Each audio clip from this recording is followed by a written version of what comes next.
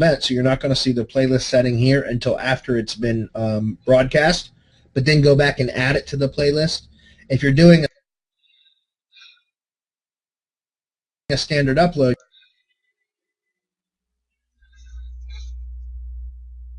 you guys saw, that's where you can see add to playlist. So you want to make sure that you add it to playlist. You guys should be using playlists for all of your videos. Guys, even if you only have one video, so you think, okay, that doesn't warrant creating a playlist. No, create a playlist. Create a playlist because it's another URL. It's a container for your video that you can also optimize. So it's like, you know, the fancy term domain authority stacking. Well, this is YouTube stacking, right? You create a playlist, even if all you have is one video that would go into that playlist. Create a playlist, optimize it for various longer, you know, you can use broader keyword phrases or whatever, variations of your keyword phrase. You've got a playlist description. You fill out the playlist description. Now you've got essentially another URL that you could target with additional links. So use playlists for everything you do, right? Just so you know. All right, so then advanced settings, this is where you're going to set geotags and any other settings. Last week we talked about setting up your channel with defaults. So like if we go over here to advanced settings, you can see that my defaults are already set. If they are not set, then you want to go through here, which they should be by this point, guys. By this point, you've set up your channel, you've set up default settings, your upload defaults, right? But if you haven't, then this is where you would select them. Fill out every single one of them, you know, select something because it does help. And then you're going to put your recording date, like for today, I'll say today because I'm uploading it today. Then for my video location, I would say now, if I've got a particular business, then I would put their NAP in, so their name, address, phone number, so that I would get a pinpointed location. So, you know, it would be a very accurate location. But if you're just going after general or you're doing like a lead gen so you don't have your own address or something like that, then you can just go with city. That's good enough. So let's say, in this case, Fairfax, VA. You can see that this is going to put me right in the dead center of what Google deems as the center of the county or the city in this case. And if we zoom in a little bit, all we need to do is just grab, you know, click the pin and hold your mouse down. Just pick it up and just drag it a little bit, one way or the other, and drop it, and you'll see that that now changes to coordinates, longitude and latitude. Okay, very important that you do that. And then once you're done with that, then you go ahead and click save. Okay, or upload or done. In this case, like I said, this is just a demo video that we uploaded. But you click done. I know Scott Rogers, I believe, he asked about when you're uploading a video, how fast you got to be to fill in all of this information. Well, none of it gets published until you click done. Okay, so it doesn't matter. And once you click done is when it will actually publish the video. So take your time if you need to, get everything filled out properly, add it to a playlist. Set your advanced settings over here, set your coordinates if it's local, recording date, all that, and then click done. And then once you're done, you're done. Okay? Very important that you guys do that. I need to keep on moving. Transcriptions and captions, guys, this is what Jeff Gunn was asking about in the group, in the Facebook, the Facebook group, about transcriptions and captions. Yes, guys, that works very well. I don't typically do it anymore because it's very time-consuming to do. Let's leave the page because I don't care about that video. It's just a demo. But let me just show you what I'm talking about. If we go into, let's go to the full video manager so that you guys are familiar with where you're at in the channel. Okay, so inside your video manager, guys, this is something that I know works really well. At least it used to. I haven't done it in probably over a year now because I haven't needed to. My syndication networks, like, I just rank stuff now because my networks are so powerful and I've got so many networks, you know what I mean? So like I don't have to do this as much as I used to, but I used to when I didn't have the infrastructure in place that you know that I do now. This is a trick, this is a hack that can help you to rank. If you have less resources, then this is something that you can do to help you boost videos. Or if you have a particularly stubborn video, this is something that you can do that could help, and that's to add the transcription, okay, or in the captions. So for example, if we take a look, let's go with one that's a little bit shorter. This is a 1 minute and 23-second video here. If I click on the edit button from the video manager, and then from here you go to subtitles and CC for closed captioning. So you click on that and you select your language. I'm going to say English, obviously. I'm going to set language, and that should be set to default, but I clear my cookies. So anyways, from there you can see that now you can actually add new subtitles. from here. So like if I click on that, you'll see that this will allow me to upload a file. And you can also create new subtitles or CC or transcribe and set timings. You can do all of that. This will actually output where's the act? Maybe it's under actions. Go back for a minute. Hey, Bradley. Hold on. Oh, I'm sorry. Go ahead. Yeah, that's what I was gonna say. You can just set it to caption automatically and then just edit. Right. And that's what I'm saying. Right here is this is auto. That's what I was looking for, was this button. But you see how this is going to give it. Google will try to determine what your speech is in the video, and it's okay, but it almost always needs edited. I've never seen a time where it didn't need editing. So you can go in here and you can actually edit the file here. If you have a particularly long video or something, this is only 1 minute and 22 seconds, so I might edit this manually myself. And it's got the timestamps and everything else, and that's what these captions are. But guys, if you need to, if you've got a longer video, and remember, I don't recommend that you spend a lot of time doing stuff like this. Recommend you find additional video, keywords to target, stuff like that. But if you wanted to use, if you had a video that you wanted to do this to, then go to speechpad.com. Here, I'm dropping this in the thing for you, Marco, if you could post that. Yep. But speechpad.com, guys, this is the service that I use for all my transcription stuff. And if you go to services right here, you can see that they have standard captions. It costs $1.50 per minute, and this is good for suitable for YouTube. It says right here, suitable for YouTube.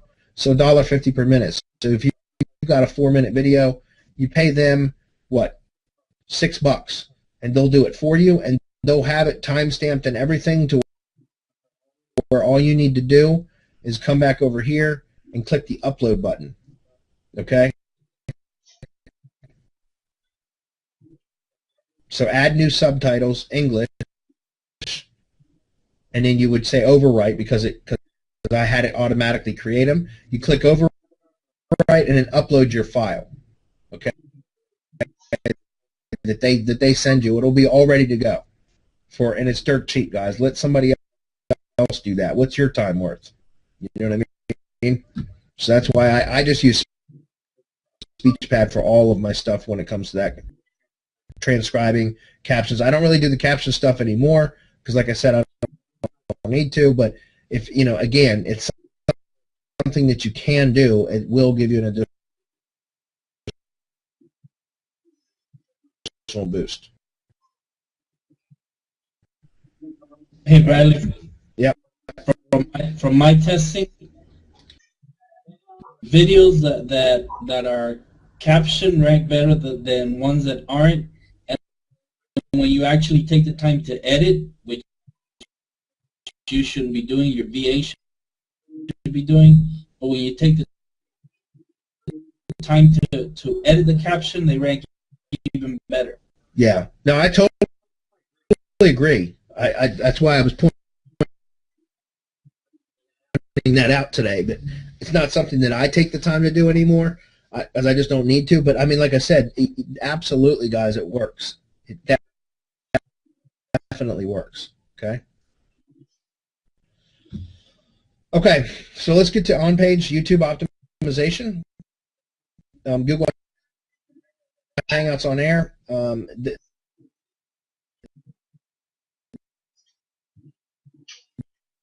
There's two different ways to stream, right, guys? There's Google Hangouts on Air and there's YouTube Live. I do pretty much almost everything through YouTube Live because, first of all, I'm more comfortable and familiar with YouTube, the interface.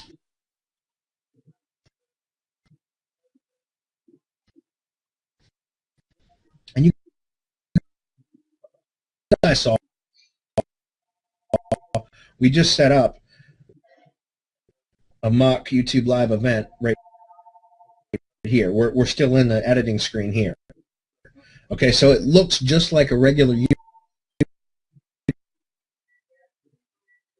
upload, except it adds this ability to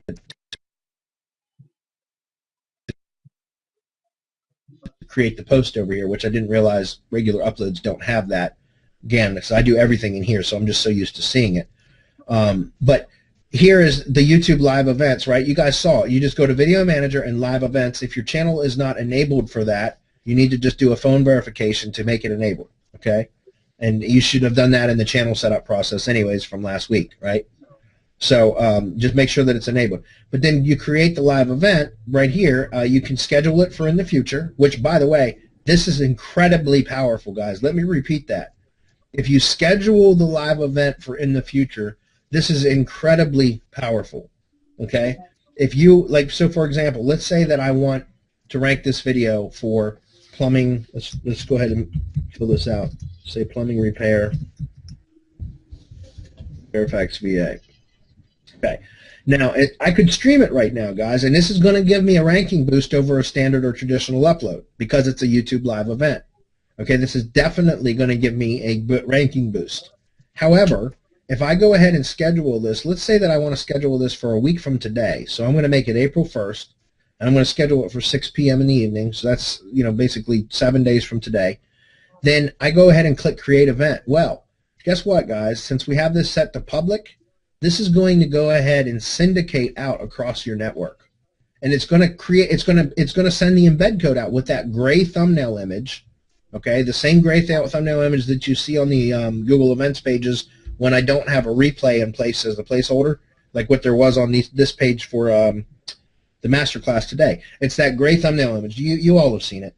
So that gray thumbnail image will get pushed everywhere, but the embed code will be out there across your networks, sitting there dormant, just waiting for the broadcast to happen. So think about that, guys. You can season those posts. You can build additional links to those posts. If you have Tier 2 networks set up, your Tier 2 networks will build links to the Tier 1 embeds. You can do additional link building to those posts. You can use the Backlink Commando and Backlinks Indexer thing that I showed in Hump Day Hangouts earlier, where it will send automatic indexing to all of those posts to get them indexed between now and next week when you hit the broadcast button, right? You can do SendWire. You can do SCS Networker and GSA. You can do anything like that whatsoever to build links to those posts that are now have the embed code sitting on them, right, before you ever hit broadcast. And then when you go to broadcast the video, I have seen instant, like that, guys, instant ranking.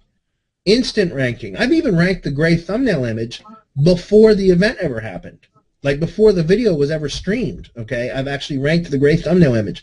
However, I've taken for more competitive terms where the gray thumbnail image hasn't ranked, but I've spread it out, syndicated it out across the network, built links to those embeds that are sitting there dormant waiting for the broadcast. And as soon as you hit the broadcast button, I'm not kidding, instantly or within minutes, it's ranked on page 1 for that term.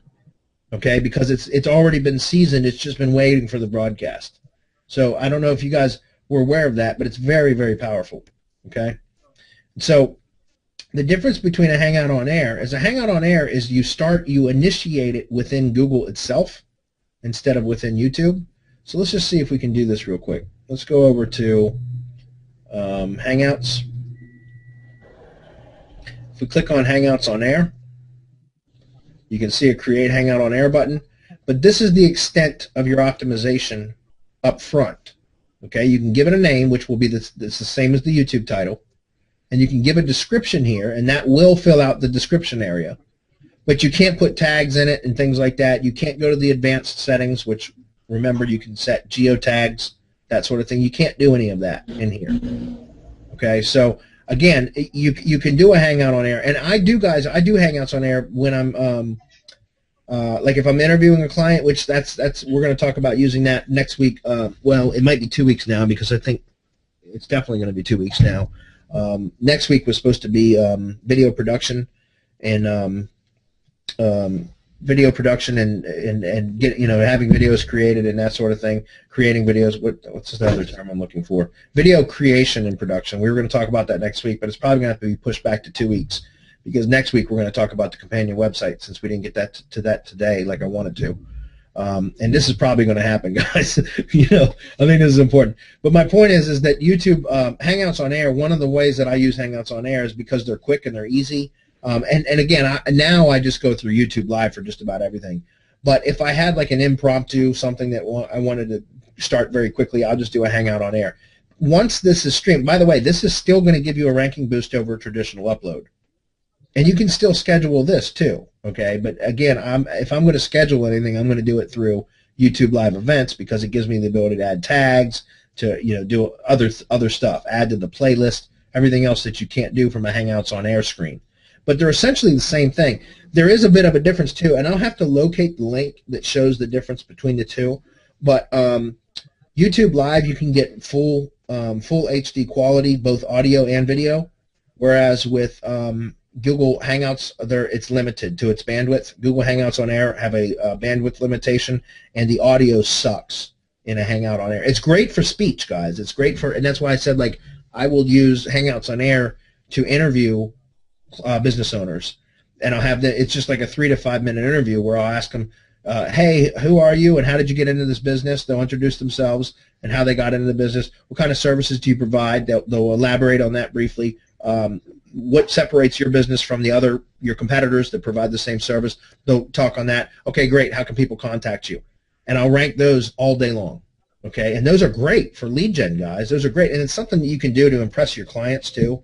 And so I'll, sometimes I'll just set up a Hangout. Again, now I just do it through YouTube Live, but I've done it that way many, many times through Hangouts on Air, and they rank very well. Once they're done, then you can go in, and they'll be on your YouTube channel once they're done. So you just go back through Video Manager, and you'll see them here. If you don't see them here, go back to Live Events, click on Completed, and you'll see it in your Completed menu.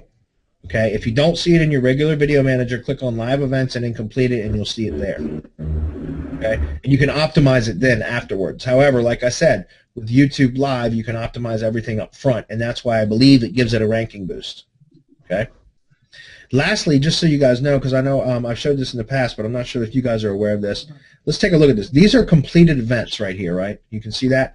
If I click on the Edit button, you're going to see this is interesting, and this is where I discovered this a while back. I wasn't even looking for this, but I realized where the ranking boost is coming from. If you see right here, this is called the raw file on the edit screen, and you'll see that this is called livestream.str, right? Livestream.str. So if I was to upload a video, and let's say it was, what did I say? Video SEO Culpeper VA. And that's a Windows media file, so that would be a WMV file extension, right? .wmv, right? You guys are aware of that? Okay, or it could be, let's say it was an MP4 file. Either way, if I was to do a traditional upload, right here where it says raw file, it would say Video SEO Culpeper VA .wmv or .mp4, depending on which kind of file type it was that I uploaded. But you can see when you do a live stream or a Google Hangout on Air, it gives it a livestream.str file name. That's why it doesn't matter. You don't need to optimize the file name or any of the metadata if you're doing a live stream. If you're broadcasting a pre-recorded video through Hangouts on Air, which I don't recommend, or if you do it through YouTube Live using like Wirecast, for example, or backlinks, YouTube Commando or Tube Commando or whatever it was that Anthony Hayes produced, Wirecast, and I'm going to share a link here in a minute because we're running out of time, but for Wirecast as well. Jeff Gunn actually posted in the Facebook group about Wirecast version 6 and a link to download it, guys. It's free. That's how I stream a lot of my videos, pre-recorded videos using YouTube Live. But if you're streaming videos into YouTube, you don't need to worry about optimizing file names and metadata and stuff like that because it never sees it. You're streaming it into YouTube, right? And here's what the file type looks like, livestream.str. That right there is why we get a ranking boost from these. And it'd be interesting if we could find a way to like encode something that way, but I'm pretty sure it's proprietary code that only Google knows. You know what I mean? So, but anyways, I just want to show that to you. I thought that was interesting. So, just so you know, the difference is Google Hangouts on Air, you initiate Google Hangouts on Air through Google. You can only optimize the title and the description, but you can optimize them after broadcast. They're great for like interview style stuff. I do not recommend streaming pre-recorded videos through Hangouts on Air. It is a shitty outcome. It comes out really crappy. The video and the audio is terrible when you do that. So if you're going to be doing pre-recorded videos, I recommend it. In fact, I just recommend using YouTube Live for everything. It's just like a standard upload. You can optimize everything ahead of time. and it comes out with, you can have, depending on your bandwidth, you can have full HD quality and full HD audio, high fidelity audio. Okay. So lastly, and we're going to have to move on. I'll look at a couple questions, guys. I'll stay an extra couple minutes, but I'm really trying to respect the time that we set for this. But I do want to say, and next week, guys, we're going to talk about companion website, and we'll probably spend the whole week, or the whole webinar on that, because that's important. There's a lot of stuff that I'm going to go over. It's not going to be a WordPress tutorial or a website tutorial, but I'm going to talk about how we use the companion website to benefit both the YouTube videos and the website itself. I don't know what stacking authority is, but I want to do that. What we teach is how we stack authority, and it's just it's a kind of a fancy name for the way we interlink properties and things like that. But you're catching on, Scott. We'll elaborate more on that as the training continues. Scott Gray, for the spun articles, do you use them for the video description? Yes, I do. In fact, there is a spinning. Let's just open up Spinner. Is this it? No, that's not the one I was looking for. This, you can unspin stuff here, guys. It's free. You paste your spun text in here, and then you convert right here, and it will give you an unspun version of it. But also, I know Keith Goodwin in the Facebook group, because in response to a question that Scott Rogers was asking about outputting from multiple versions of the article all at one time, and he recommended, I have never used it, but it was called Spinner Chief. Spinner Chief right there, and it's free, and you can output multiple versions of a spun article all in one go. And so it's called Spinner Chief, and that's what Keith Goodwin, the creator of Super Spun Articles, that's what he recommends, and he says you can do it with just the free version. Okay, so that's Spinner Chief there, and yes, that's what I use, Scott, for most of my lead gen videos and things like that. Is I just grab a Super Spun article from Keith, and then I use that to output all of my descriptions. Okay. All right, keep moving. We got a few more we'll get through, guys, and that's it. I'm sorry. Scott says, is there a source to discover which hashtags are being used? Yes, Google+, which are popular or trending. And there's one for Twitter, too. Again, I am not a Twitter guys, so I can't really give you a whole lot of information on that. But do you ever place hashtags in descriptions? Yeah, you can. I don't know. There's something else I wanted to show you guys with YouTube stuff. Let's take a look at this. All right. This is another place that you can use hashtags, guys. It's very powerful. Is once your video has been uploaded or streamed or whatever, that's an awful picture or still of me. Once your video has been streamed or uploaded, guys, right here, you see this? This is comments, guys. These are Google Plus comments. You can use hashtags here, and this will also give you a backlink. So this is something else for another training, guys. We'll have to get into this a little bit more, but you can set up link wheels using comments, Google Plus comments for YouTube videos. That's very, very powerful, very similar to what we do with YouTube playlists. You can link to the next video in the series right here, and if you paste the title or paste the URL of the video, it will convert it to the anchor text being the title. And it's very interesting, but you can comment on your own videos, or you can use some of your personas and log into your personas and go comment on the videos and set up link wheels using Google Plus comments. It's very, very interesting how you can do that. It's very powerful too. I've tested that. If you go to just Google Plus right here, you can do a search on hashtags. So, for example, you could do, let's just say plumber. See how I did a search on just hashtag plumber, and this shows the hashtags that are the most popular for that seed term of plumber. Okay, so these are where you can find the most popular hashtags based on any seed keyword. Just do a Google Plus search, hashtag whatever your main keyword is, and this will show you all of the popular. In order for them to show up in this menu here, they have to be used consistently. Does that make sense? It's just like Google Suggest. So that's how you find popular hashtags. Okay. Let's see. In YouTube descriptions, is it worth linking out to an authority site? Yeah, you can. I don't typically do it. You know what I do is I link to my other properties. Like, for example, I will link to the Google Plus page and Facebook. If I have a Facebook page set up for it, I'll do things like that because they're all no-follow links. I usually don't link to like a Wikipedia article and stuff. I know other people that do. I typically don't. Okay, just so you know, I typically don't. I will link to my other, just like what we teach with interlinking properties. If I'm linking to, I'll post a link to my Facebook page, my Twitter profile, LinkedIn page if I have it, things like that. But I usually do not link out to authority sources. Test that, Scott. I would just say test that. I don't do it, but I know that other people do, and they say that it helps. So you can test that. Okay. Live event scheduled ahead sounds like a surge rank, a great title for a new SEO class. That actually is a pretty good one, surge rank. That's pretty cool. Thanks, Scott. Please cover assigning YouTube pages to one channel. Okay, David, we're probably going to have to end it after that. Just one second. I have found over the years, Ken says, I have found over the years an interview video has a much higher click-through rate and conversions than just a typical video commercial. Yeah, Ken, I have too. I found that they convert really, really well, especially for like local stuff, and they rank easy. And the clients find them to be kind of valuable too, like because it kind of impresses them that they get to be on camera and talk about their business and that sort of thing. Sometimes you got to deal with people that are completely digitally illiterate, so you've got to set them up, actually go physically set them up with a webcam and stuff. And I have a loaner cam that I use that I give to clients if I'm going to do that. But I found that it is pretty, it converts well. David, okay, please assign YouTube pages to one channel. I've talked about this multiple times. In fact, let me see. I'll go see if I can just find the link right now since we're on. Let me go back real quick. It's probably going to be in my channel. I think it is.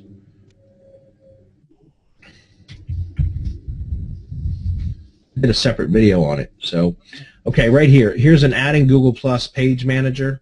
And then from a page manager, I'm going to post this right here. And again, guys, this will be in the notes along with the replay. And then I'm going to wrap up as soon as I go through this one.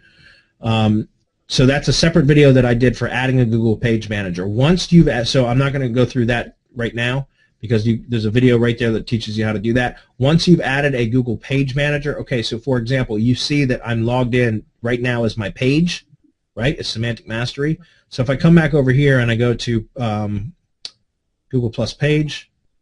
Now I'm going to come over here and go to settings. I'm going to come over here and go to managers. And you can see that I have myself as the owner. Bradley Benner is the owner. I've got Adam as the manager. I've got another one of my Google accounts as a manager. I'm not sure why, but I'm sure there was a reason at the time. And then Zane Miller, who had been helping us with some stuff, he's a manager. So if I wanted to assign, again, the video that I just posted will teach you how to add managers. It's very simple. All you do is come and go to your page, make sure you're logged in as your page, go to settings. Once you're in settings, you click on managers. From here, you can add managers. So I could essentially add David Ross right here if I wanted. I click invite. David, you get the invitation in your Gmail. Might be in the social tab that it comes up, and you should also get it in your Google Plus notifications as well. But then you would accept the manager position that I offered you, and then I'm going to cancel that. But then once the manager has been created, like I can go to Adam right now, and if I click on the drop down, I can transfer ownership to Adam. You see that? My main Google Plus profile, Bradley Benner, owns this page because I set it up under my page. But if I wanted to transfer this over to Adam, that's how I would do it. So for example, if you have that's part of, like, if you've got clients that you've set up the pages under your own account and you want to transfer it to them, to their account, that's how you do it. You invite them to be a manager first. Once they're a manager, then you can assign ownership. Okay? Same way as if you create a page underneath a persona because it's unrelated to you personally and what you're an authority in. So, like, for example, I know Scott Rogers is in the wine business. Let's say he wanted to go target plumbers for some reason. He wants to go do some SEO for plumbers. So if he created a Joe the Plumber persona and then created the Joe's Plumbing page underneath Joe's the Plumber persona, but he wanted to be able to manage the page under Scott Rogers' profile because he's always logged into Scott Rogers, right? Then he would add Scott Rogers himself as a manager. And then he would have Joe's Plumbing page in his page dashboard that he could go log into and manage, okay, and at any time. So that's why I separate those the way that I do. But I hope that was made sense. But guys, we got to wrap it up. Last mastermind, you mentioned charging $100 monthly to live stream videos. Guys, it varies. Okay, so I did mention that, but that's not a hard and fast rule. It's just something, it varies. That's the agreement that I have worked out with the one company that I do a lot of volume with. If I was doing a one-on-one video for a client, I would not just charge $100. I guess it would depend on the keyword too, though. There are variables there. Anyways, as a follow-up to that, could I create a niche channel and use the Firefox extension mentioned, probably to download the video, by a member to capture a video and upload a business's Yellow Page video to my channel and promote it with IFTTT or live stream or both? Is Yellow Pages okay with that? Probably not. Okay, I'm not an attorney, and guys, I'm not going to recommend that you do something that's illegal or that could get you in trouble. That said, I have done that many, many times, and I have never gotten in any trouble for it.